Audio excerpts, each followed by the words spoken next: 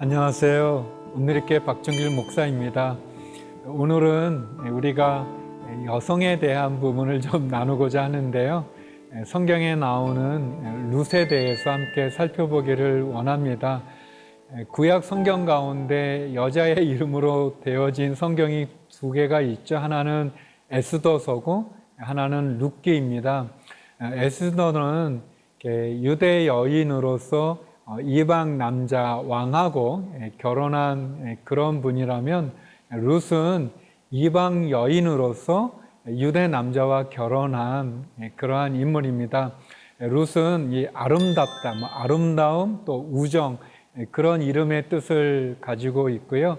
사사시대에 일어났던 한 에피소드를 다루고 있습니다.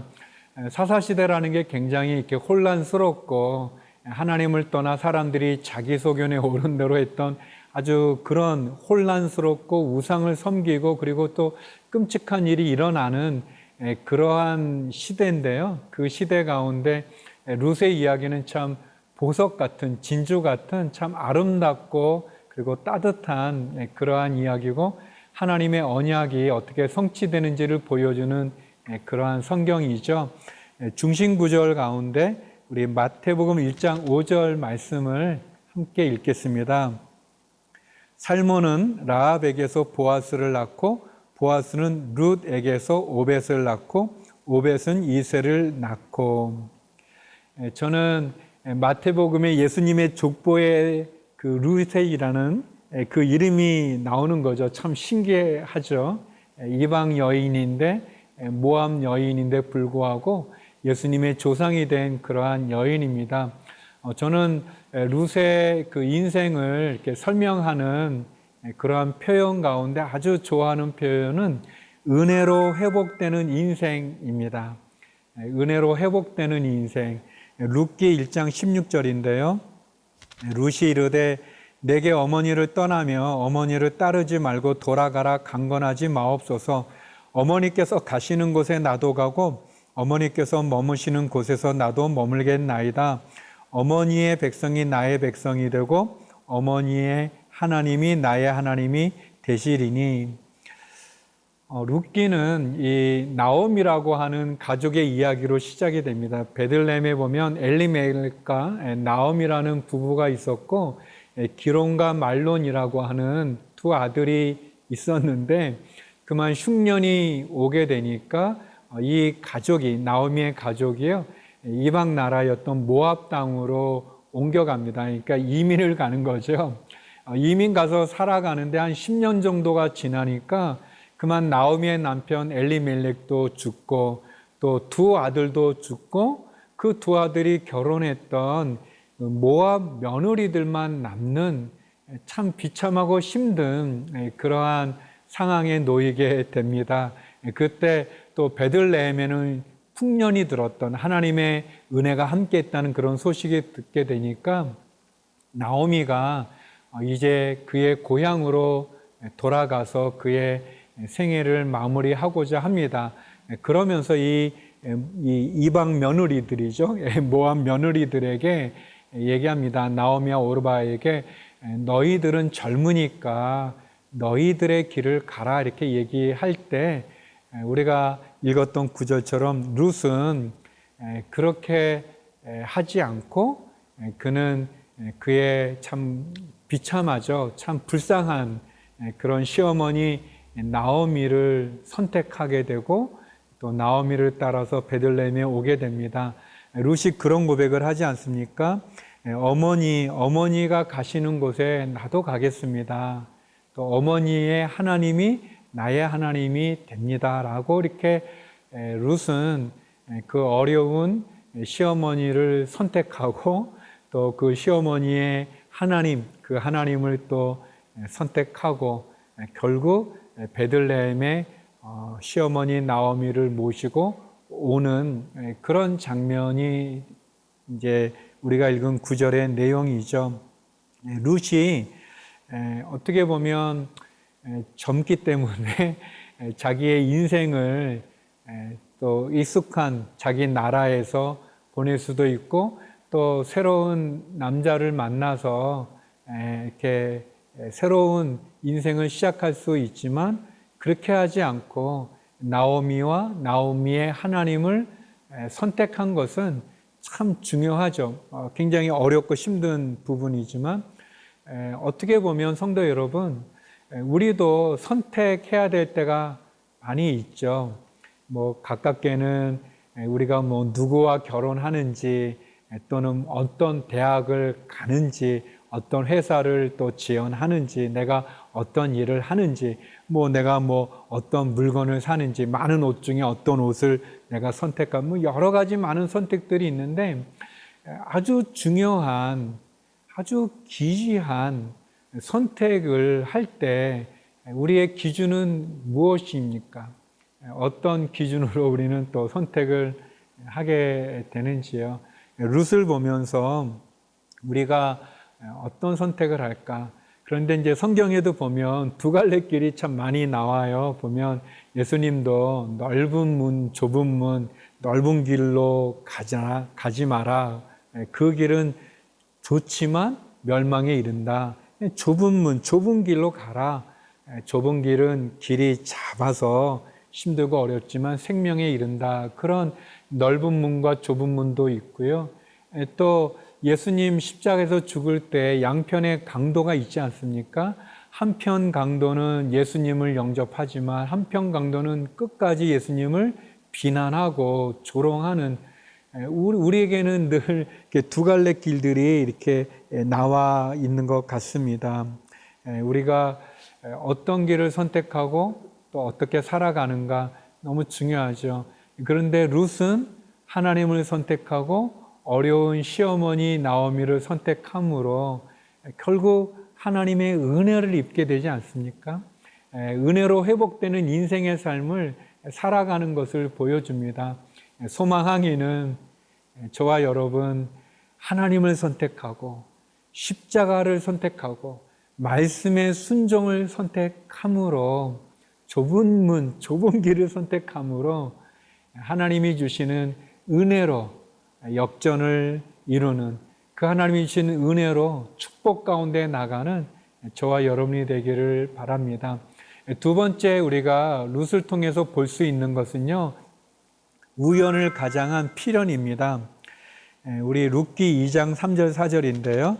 룻이 가서 베는 자를 따라 밭에서 이삭을 줍는데 우연히 엘리멜렉의 친족 보아스에게 속한 밭에 이르렀더라. 마침 보아스가 베들레헴에서부터 와서 베는 자들에게 이르되 여호와께서 너희와 함께 하시기를 원하노라 하니 그들이 대답하되 여호와께서 당신에게 복 주시기를 원하나이다 하니라. 룻과 나오미가 베들레헴에 오기는 왔지만 그 이민을 갈 때 떠날 때 베들레헴을 떠나 모압 땅에 갈 때 모든 것을 다 팔았기 때문에 밭도 없고 또 남편 두 아들 다 잃게 되는 가정 가운데 아마 재산도 없었던 것 같습니다. 그럴 때 그냥 주저앉아 절망하지 않고 룻이 이 추수 때 떨어진 이삭들, 떨어진 나락을 주울 수가 있었거든요. 그 레위기에 보면 추수를 할 때 떨어진 나락들을 고아와 가부와 나그네를 위해서 줍지 않는 그런 법이 있었습니다. 그래서 룻이 그 시어머니와 시어머니를 위해서 또 함께 먹고 살아야 되니까 나가서 일을 한 거죠. 이제 추수 때 떨어진 그런 나락들을 줍는 그 일을 하고자 했는데 한 밭에 들어갔는데 우연히 여기에 보니까 그 밭이 우연히 그의 시아버지의 그 친척되는 보아스에 바쳤다는 거예요.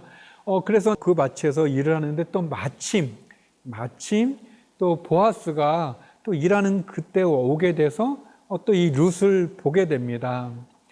어떻게 보면 우연히 이루어진 일이고 그냥 또 마침 또 보아스가 와서 만났으니까 야, 참 그 신기하다 그렇게 말할 수 있고 아니면 또 뭐 운이 좋네 그렇게 표현할 수 있지만 우리 믿음을 가진 우리들이 볼 때는 이 장면이 결코 우연이 아니라 여기에는 하나님의 섭리가 있고 하나님의 계획이 있고 하나님 예비된 손길이 있다는 것을 알지 않습니까? 사랑하는 성도 여러분, 어떻게 보면 우리의 삶 속에 우연 같은 일들이 참 많죠. 그러나 그 우연이 아니라 하나님의 섭리이죠. 우연을 가장한 필연인 것을 보게 됩니다. 이 출애굽기에도 보면 이 공주가 이 갈대 상자를 열었을 때 또 마침 그 모세가 또 울고 있지 않았습니까? 여러분, 그 어린 아이가, 그 예쁘게 생긴 그 아이가 우는 거, 그 공주의 모성애를 자극하는 거죠. 이렇게 이 바로의 공주가 목욕하러 나갔는데 마침 갈대 상자를 발견하게 됐어요. 우연처럼 비춰지고 보여지지만, 운이 좋은 것처럼 느껴지지만 하나님의 손길 아닙니까? 하나님의 계획이죠. 우리의 삶 속에 우연을 가장한 하나님의 섭리가 있습니다. 우연을 가장한 그 필연의 사건들이죠. 그런 점에서 우리가 우리의 삶을 하나님의 관점으로 이해하고 해석하고 또 그것을 받아들이는 것, 너무 그것도 중요합니다. 어쩌면 여러분이 지금 이 강의, 제가 하는 이 부분을 듣는 것도 뭐 우연히 채널을 돌리다가 보기도 하고, 뭐 우연히 이렇게 뭐 서치하다가 이렇게 찾아서 듣게 되지만 결코 우연이라고 생각하지 않습니다. 분명히 하나님이 룻이라고 하는 참 비참한 한 여인의 이야기를 듣게 하시고 또 우리가 공부하게 하고 그걸 통해서, 룻을 통해서 나에게 말씀하시는 하나님의 음성이 있습니다.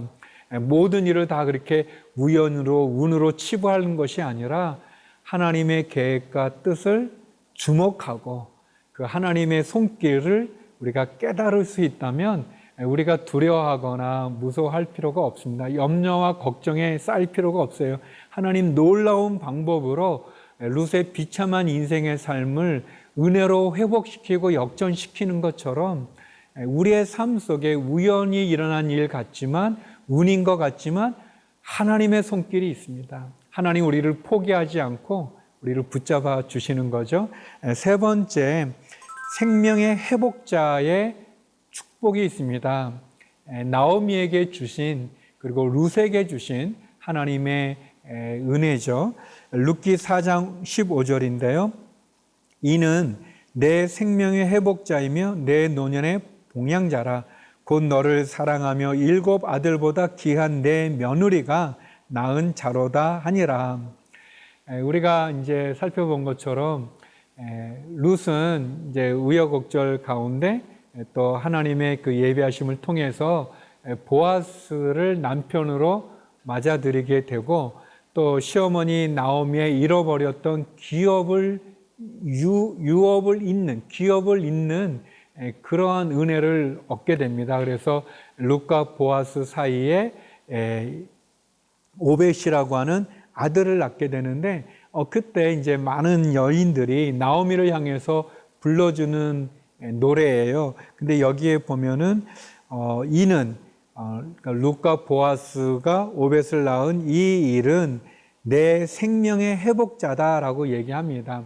우리가 아는 것처럼 오벳은 이새를 낳고 이새는 다윗을 낳게 되는 거거든요. 그러니까 오벳이 다윗의 할아버지가 되는 거고, 룻은 이제 증조 할머니가 되는 거죠. 그러니까 룻이 궁극적으로는 다윗의 조상이 되고, 또 아까 마태복음 우리가 처음 시작할 때 나눴던 것처럼 마태복음에 예수님의 족보에 그 이름이 들어가게 되는 거죠.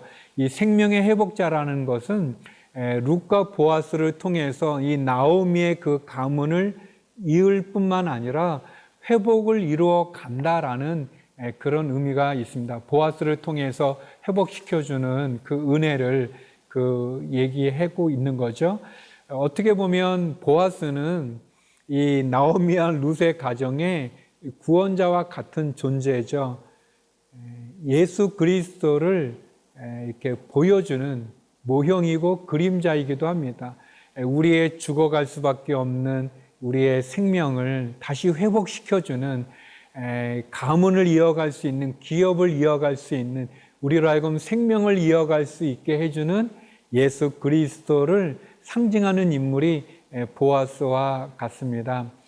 사랑하는 성도 여러분, 예수님께서 우리의 인생 가운데 오셔서 비참한 우리의 인생을 은혜로 역전시켜주고 우리의 상처와 아픔과 눈물을 회복시켜 주실 뿐 아니라 생명을 회복하는 그러한 분으로 십자가로 우리를 인도해 주시지 않습니까?